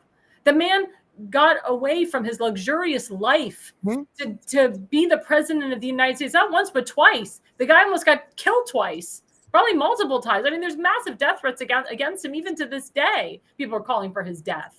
Well, in the 80s, he told Barbara Walters, he told Oprah Winfrey, he told them all, I'm only going to run for president when I feel like we are on our last leg. Correct. And that's exactly what he did. He came down that escalator and the whole party on both sides of the aisle stabbed him in the back. But you got to keep remembering, Donald Trump used to hang out in Studio 54 with these people. He was the only one that wasn't high or drunk. He literally got kicked out because he was so boring. You don't think he was sitting to the side taking notes? He went to their bar mitzvahs, to their weddings, to their funerals. He donated money. He helped people with their businesses. He helped Jesse Jackson actually run for president of the United States when no one else believed in him. He was besties with Don King. He was sitting there getting awards from the NAACP, taking pictures with Tupac, all the way to the woman that didn't want to get off the bus. So he's always been the same. He just knew their game and he knew their secrets. So they the ones that showed their hands, not us. But thank God that we got a Donald Trump, because if we didn't have a Donald Trump, we will all be globalist citizens of somebody's number. Let me ask you this question. Stephen Bannon, he's talking about pushing President Trump to have a third term. As you know, that's going to be very hard to pass. Not gonna happen. Like, go ahead. That's not take those rose colored glasses off, and that's not going to happen, and it will not happen since what was it, Woodrow Wilson? FDR. I could care. This is not a dynasty. I don't want to see any more Obamas. I don't want to see no dang on Clintons. I don't want to see no more Bushes. This is not a place. And our nation is not a place of laws and regulations of you get in office and you die there. So with the president of the United States, our Constitution, and ratified by Congress, you get 2 terms and 2 terms only. Because if that's the case, just like Hillary Clinton came out last night and said, well, shoot. Well, if Trump is going to try for a 3rd term, I think Bill need to try, and Obama too. You can't do that. Let's not open up that floodgates, because when you start opening up Pandora's box, demons start jumping out. That's why they all in trouble right now. They did something unprecedented. They opened up Pandora's box and went after a former sitting president, and now he got all those keys to go right back after them. So the question is, because I think people are concerned, especially Steve Bannon, if President Trump leaves, who are we going to have next in line to really push and implement his agenda? I mean, we could have a Marco Rubio, we could have a JD Vance, but those guys, they've been in, I would say Marco Rubio has been in the political scene a lot longer than JD Vance. JD Vance is a newbie senator, and JD Vance is doing a great job as vice president. But a lot of people are saying, who could implement President Trump's agenda better than him? A lot of people are pushing his children to run. Don Jr., Eric Trump, Barron Trump, 2044, I've read. So a lot of people are afraid. I can see Barron winning, but Junior and Eric, I don't see that at all. I don't see it. JD Vance is our next a great hope when it comes to pushing the MAGA agenda out there. Marco Rubio, no, absolutely not. How long has he been sitting in office? How long has he been in a political seat? Why are we in the same predicament right now if he's been sitting there fighting for us for so long? That's just like with Lindsey Graham and then what is it? It is the military industrial complex always wanting war. How long have Lindsey Graham been up there? And he's supposed to be a Republican. He sides more with the Democrats. So right now, Steve Bannon don't even need to be guessing. Get up, Steve Bannon. You can run. I mean, no, you're a felon. You can find somebody that is actually MAGA and that stands up for that principle. But, him saying that we need President Donald Trump, it's not going to happen. It's so far-fetched.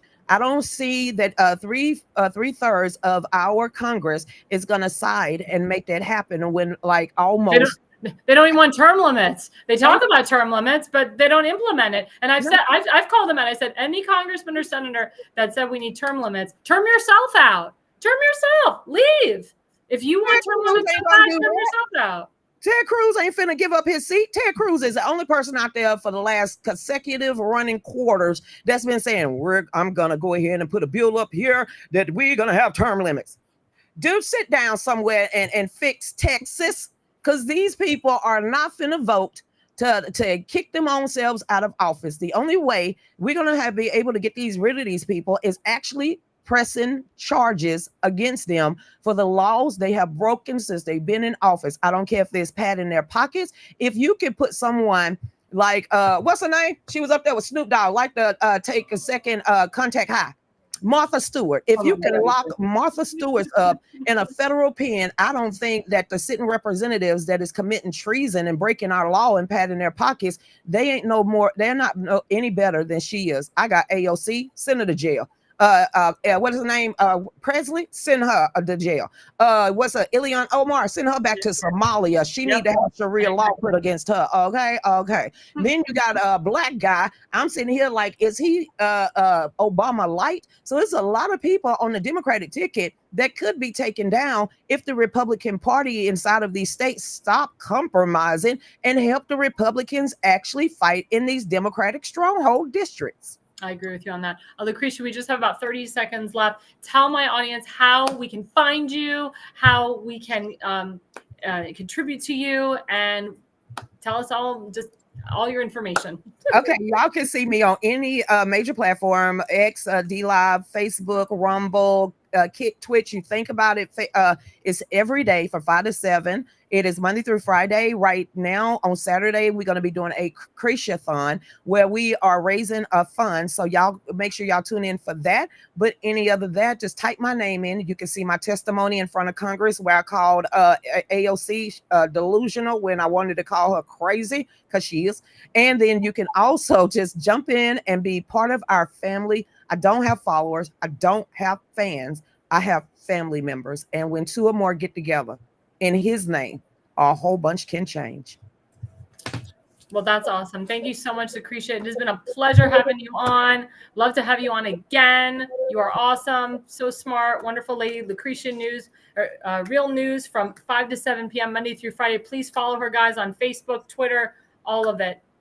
Thank you so much. And we'll be right back after the break. This is APN's very own White House correspondent, Alexandra Levine. Hello, everyone. This is Alexandra Levine with Alexandra Levine Live on the America's Pulse Network. You are all in with Alexandra Levine. We are still waiting for someone from the White House to come out and tell us what transpired between President Trump and Vladimir Putin on that call today. We are here live at the White House. We're waiting for White House Press Secretary Caroline Leavitt to come out and tell us about the updates of today, the call between President Trump and Vladimir Putin, what transpired in that call. Subscribe and follow America's Pulse Network on the above social medias.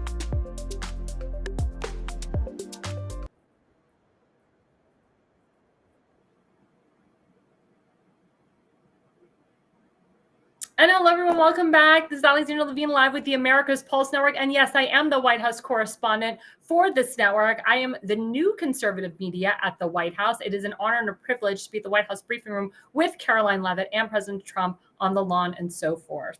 Well, our segment for tonight, first slide, at Real Donald Trump, talking about Kamala Harris and Joe Biden and what they did during the campaign, especially Kamala Harris. First slide. How much did Kamala Harris pay Bruce Springsteen for his poor performance during her campaign for president? Why did he accept that money if he's such a fan of hers? Isn't that a major and illegal campaign contribution? And what about Beyonce? And how much went to Oprah and Bono? I'm going to call for a major investigation into this matter. Candidates aren't allowed to pay for endorsements, which is what Kamala did under the guise of paying for entertainment.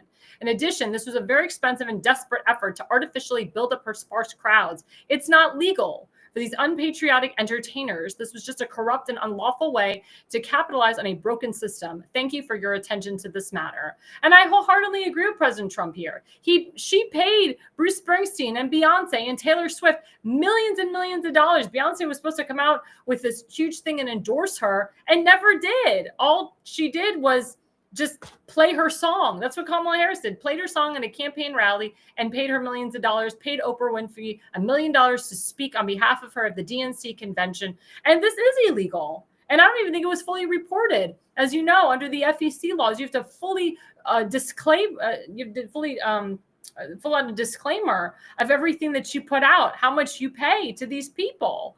And I agree with President Trump on that. There should be a massive investigation into this. Again, rules apply for thee and not for thee. Rules apply for me and not for thee. I mean, this is crazy. This is asinine and ridiculous that this even happened. And again, at Real Donald Trump, the second slide calls this out about Beyonce. According to news reports, Beyonce was paid $11 million to walk onto a stage, quickly endorse Kamala, and walk off too loud booing for never having performed. Not even one song. I just said that. She came out there, she walked on stage, endorsed her, and left. Remember, the Democrats and Kamala illegally paid her millions of dollars for doing nothing other than giving Kamala a full-throated endorsement. This is an illegal election scam at the highest level. It is an illegal campaign contribution. Bruce Springsteen, Oprah, Bono, and others perhaps may have a lot of explaining to do. And who knows, maybe Beyonce and Bono and Springsteen and Oprah, maybe they'll go to jail for taking these funds illegally. This is all illegal stuff that the Kamala Harris campaign did. It was illegal that she was even, quote, installed to be running for the president of the United States. Not one vote, not one Democrat vote. She wasn't in a primary. She was just automatically installed. All those delegates and super delegates, they just crossed over straight to her. She didn't even fight for the nomination. It was like ridiculous, insane, asinine. The whole thing was a freaking hoax. The whole thing was a hoax. And I agree, there should be a massive investigation into this. Taylor Swift, too, getting millions of dollars to endorse Joe Biden, to endorse Kamala Harris, didn't come out and didn't give a song. I remember we were all waiting, or not me, but some of the American people, they were waiting for Kamala Harris to announce Beyonce was coming. The CNN and MSNBC and all this fake news kept saying Beyonce was coming out to sing. She was coming out to sing her new song, yada, yada, yada. Never came out. It never happened. But Kamala Harris paid her $11 million. $11 million. The people that came to play for President Trump, a lot of them didn't get paid. Or if they got paid, it wasn't millions and millions of dollars. A lot of these artists like Kid Rock and Jason Aldean and Hulk Hogan, they came out of the kindness of their heart. Dana White, they came out of the kindness of their hearts. They didn't have to get paid $11 million to campaign for President Trump. They came out for him because they love President Trump, because they knew he was going to win, because they loved his message. Kamala Harris had to pay people to bring a crowd. She couldn't bring a crowd on her own. But what did President Trump have? He had 20 to 30 to 40 to 50 to 70 to 100,000 people at his rallies. He didn't have to bust people in. I was one of those people at his rallies. I saw those rallies. I was VIP at those rallies. 100,000 people at a rally in New Jersey, of all places, New Jersey.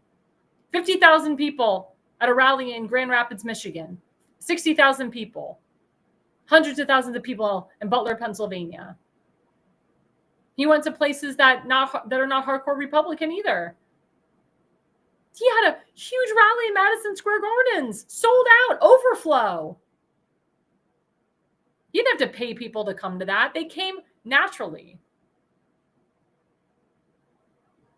So what Kamala Harris did with Tim Walz they should be held accountable.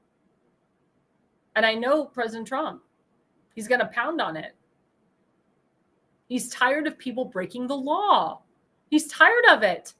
Tired of Barack Obama breaking the law. Tired of this person, George Soros, that person breaking the law. And now we go into the whole thing like Lucretia said about the auto pen. We're finding out that it was an auto pen that wrote out these fake pardons right before President Trump was going to take office on January 20th. This happened hours before he took office. Again, we'll put up the third slide. President Trump. President Trump said, quote, "The auto pen is becoming a very big deal. It seems like maybe that was the president, whoever operated the auto pen." What did he mean when he said it seems like maybe that was the president? Could he be insinuating that it was Barack Hussein Obama that operated the auto pen? I wouldn't be surprised. Like Lucretia said, Joe Biden was MIA.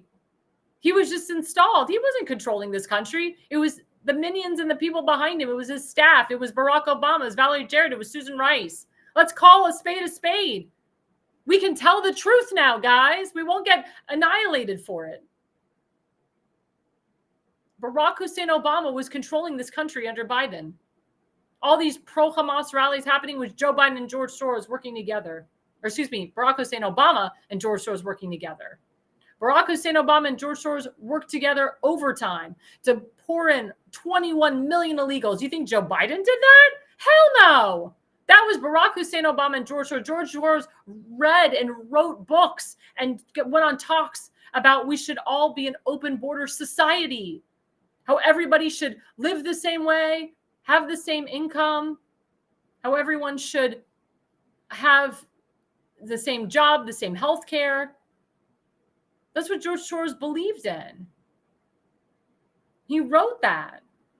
He said it on interviews. So to say that Joe Biden was controlling the shots, total fake news. Total fake news. And that's why President Trump is getting to the bottom of all of this. He is hashtag had enough. And then you have this idiot, former FBI Director James Comey, who says he was on a beach with his wife. And he was describing how he saw this beautiful shell display of the number 8647, saying that it represented the years of he and his wife, and 47 was supposed to represent President Trump 47. We all know what 8647 means. He was the former FBI director. He knows what it means.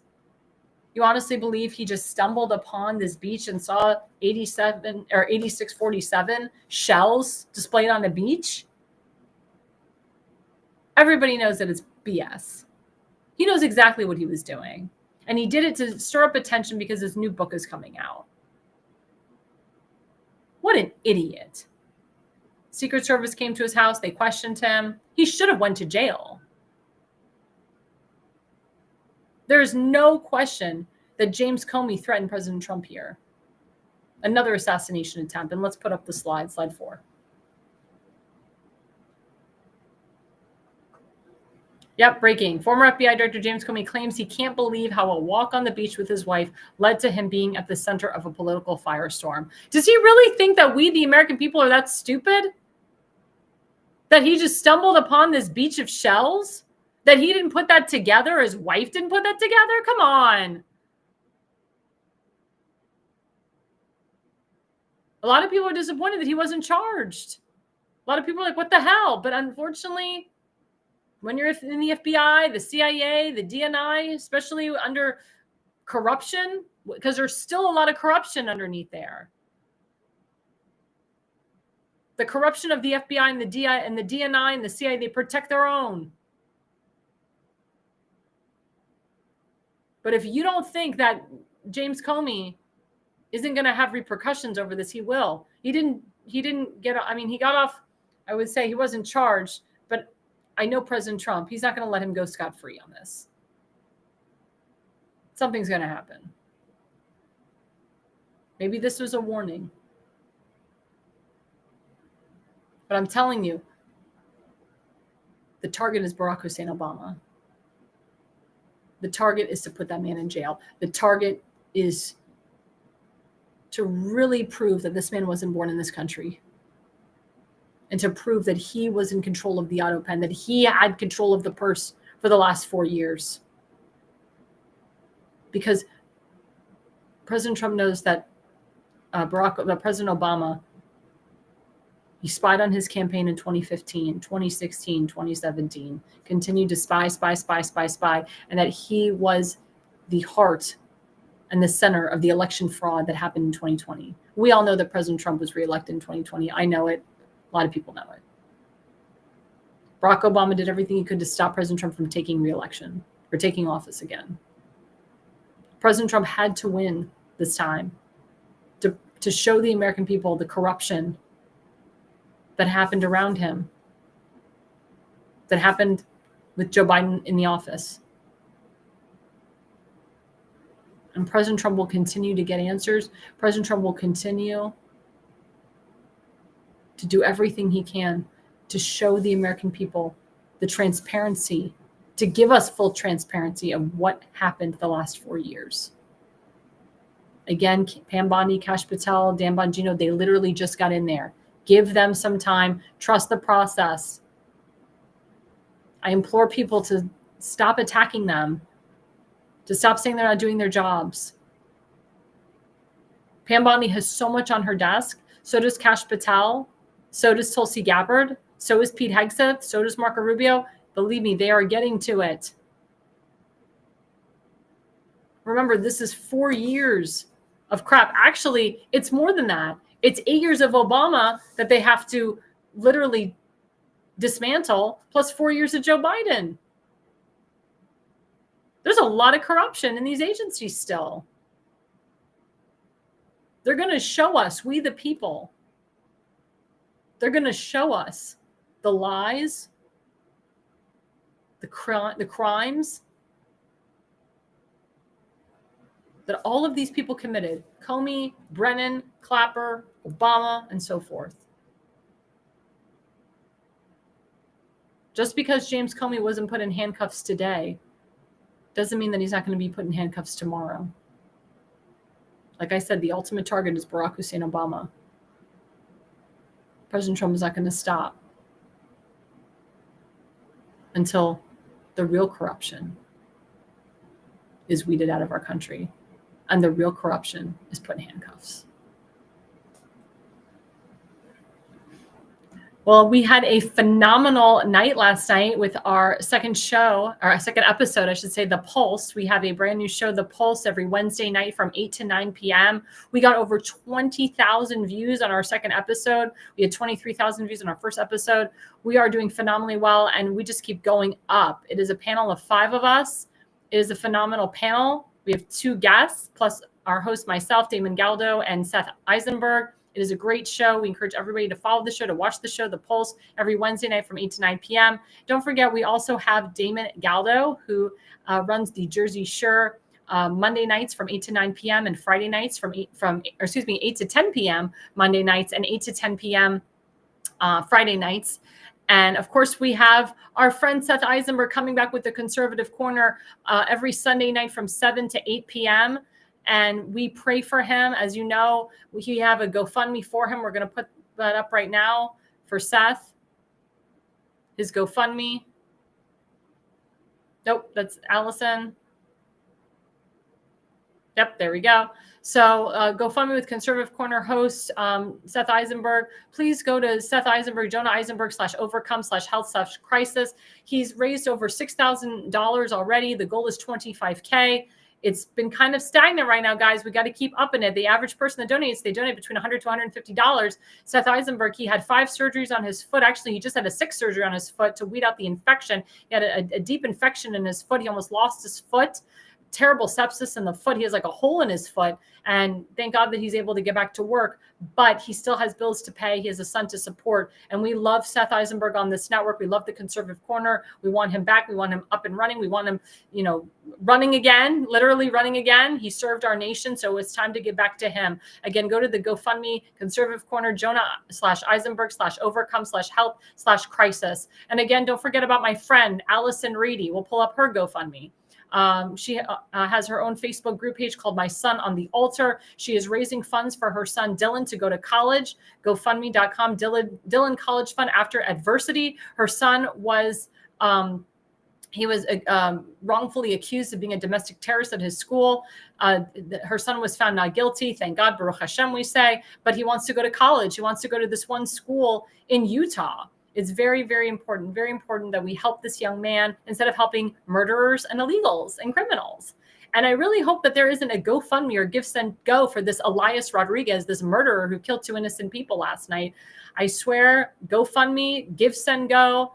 Nobody should start any type of fundraiser for them, because if they're prompting up these illegals, if they're prompting up these murderers, these illegal terrorists, it's crazy. And that's the reason why Seth and Allison Reedy are not getting as much money as they should, because GoFundMe and Give, Send, Go are pinning these illegal terrorists, these murderer GoFundMes, because it's the hot topic. It's the latest thing. Who in their right mind would give money to an illegal immigrant, an illegal terrorist, and a murderer?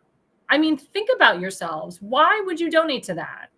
Donate to people like Seth Eisenberg. Donate to my friend Allison Reedy. These are great people that have children, that care about our country. Seth served our nation. It's so important. It's so important that we give back to good people like Lucretia Hughes. She does so much for the world. She said she spoke at rallies. She's combated a lot of the crap that's been going on in this country. And she's not getting enough recognition for it. Our network, the New Conservative Media, is getting pushed out more by the White House. But it's you, our viewers, that need to help push us out as well. Keep reposting, keep resharing. We are not fake news. We are not the mainstream media. We will tell you the facts as they come. We will report fairly and honestly. We will report on President Trump's policies and his bills. And we will tell you the things in these bills and laws that are good for we the people. I can tell you honestly, President Trump, he's doing so great right now. He's really helping we the people. He is just so strong. And think of all that he has overcome to get to this point today, to be back in the White House, what his children and his wife had to go through to get back to the White House. We thank him every day. We pray for him every day. And again, please continue to memorialize the two young innocent lives that were taken last night, Yaron Lashinsky and Sarah Milgram, two innocent lives that should be alive today. Again, their parents should be planning for their wedding, not for their funerals. And don't forget to follow us, the America's Pulse Network, at America's Pulse Network on X, at America's Pulse Network on Truth Social, at America's Pulse Network on YouTube.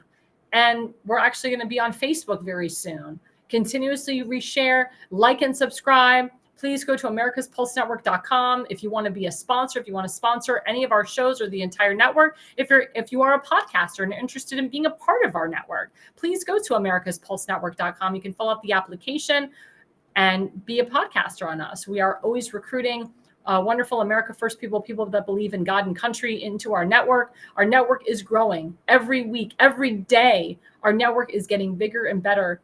And the more that we have independent podcasters that think and feel like us, the more our network can grow and the better we can be. And again, don't forget to follow me, Alexandra Levine on Facebook, at Alexandra Levi20 on X, at ARLevine85 on Rumble, at ARLevine85 on Instagram, at ARLevine85 on Truth Social. Again, everyone, thanks so much for joining us. Again, I'm so sorry to bring up the tragedy that happened last night. But again, we need to continue memorializing that young couple. And we need to just stop the hate, combat anti-Semitism on every turn. And again, our network is going to be donating a lot of things to the family. We're going to be honoring the family throughout the course of time, and their names will be said forever and ever. Again, it's Yaron Lashinsky, 30 years old, Sarah Milgram, 26 years old. Please, guys, keep their names in your hearts. Don't forget them. As we say, never again means never again, and never again means now. Thanks so much for watching our program. And again, everyone, the reason you listen and the reason you watch is you are no idiot. Mainstream media is bought and paid for. The truth is twisted to fit their agenda. But America is waking up because podcasts are the future for trusted media. Welcome to the America's Pulse Network. It is a network built by patriots that upholds the Constitution. The America's Pulse Network stands for God, truth, and the America First movement. There is no corporate propaganda, no government spin, just real news, real talk, and real voices fighting for faith, freedom, and the future of this great nation with common sense. Here are some of America's Pulse Network podcasts. Alexandra Levine Live, hosted by Alexandra Levine. Jersey Shore Podcast, hosted by Damon Galdo. The Conservative Corner, hosted by Seth Eisenberg. APN's The Pulse, hosted by Alexandra, Damon, and Seth. So tune into America's Pulse Network on the following social media platforms: X/Twitter, Rumble, Truth Social, Facebook, and YouTube. Join the revolution. Because the pulse of America beats for God and country. America's Pulse Network is for faith, family, freedom, and truth.